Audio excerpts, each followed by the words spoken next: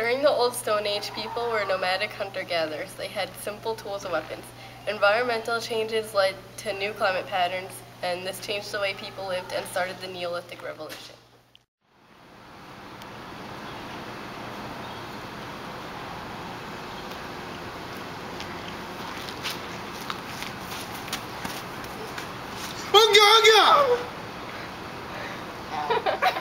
During the Neolithic Revolution, new discoveries changed the way people lived. The warmer weather led to the growth of more plants, and people learned how to plant seeds to grow their food, and they also learned how to domesticate animals. Good puppy! Good puppy! Play faster! Play faster! Come on, play faster! I can't! Because people could plant seeds for food, they no longer had to search for it and could make permanent settlements and villages.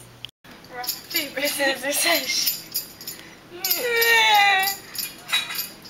oh, sweet home!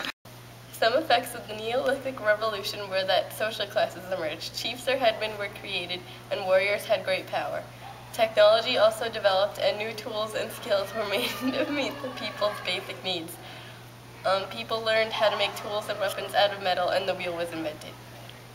Brave warrior, I must ask you to go attack that neighboring village. We need their farmlands.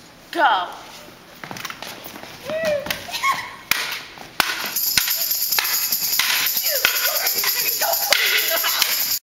The Neolithic Revolution also led to the rise of river valley civilizations. For example, the Nile River Valley in Egypt, the Fertile Crescent in Mesopotamia, and the Indus River Valley in India.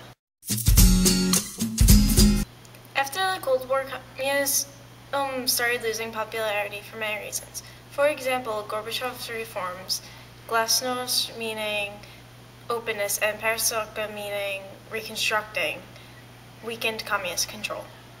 Did you see this newspaper? What the hell is glasnost? It means openness. We get to talk about the government now. But Gorbachev's ruining communism. Well, democracy seems better right about now.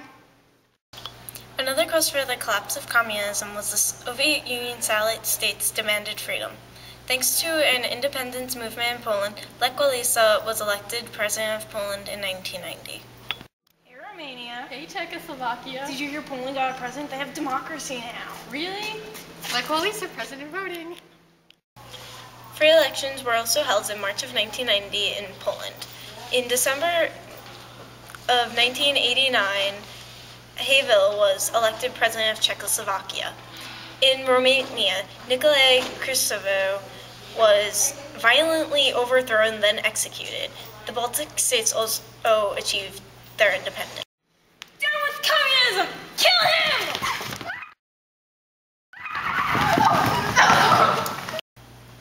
In East Germany, revolts against Honecker and the fall of the Berlin Wall led to the free elections in March of 1990 and the reunification of Germany. Communism collapsed thanks to freedom movements in East Germany and the breakup of the Soviet Union. Don't hassle the Hoff!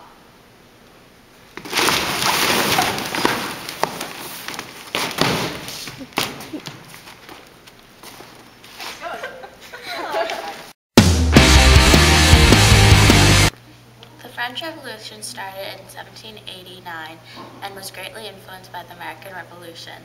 There were many causes for the French Revolution. Three major causes were the worsening financial situation of the government and the economic depression France was facing.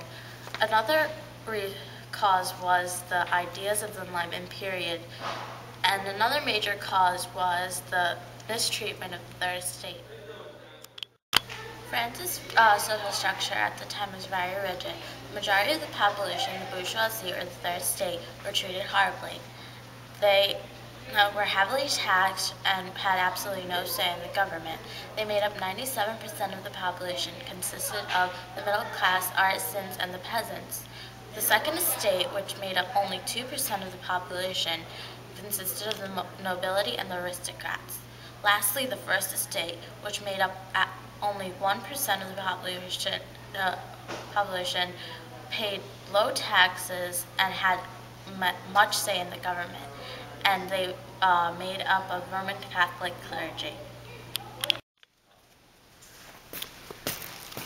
me your taxes.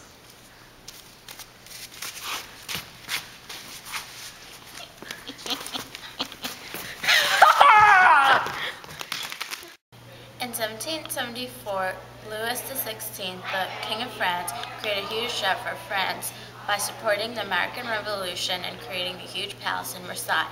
By 1786, the banks refused to lend money to the French government. France, you owe me a great deal of money. This is all the money I have for now. You still owe me so much. If you didn't spend all that money on the American Revolution and the Castle in Versailles, you'd be able to pay me off. The official start of the French Revolution was July 14, 1789. This was when the Third Estate released prisoners from the Bastille. This started the Great Fear, a period of time in France's history with revolt and bloodshed.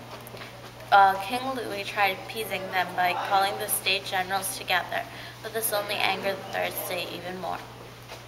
Down with King Louis! Set the prisoners free!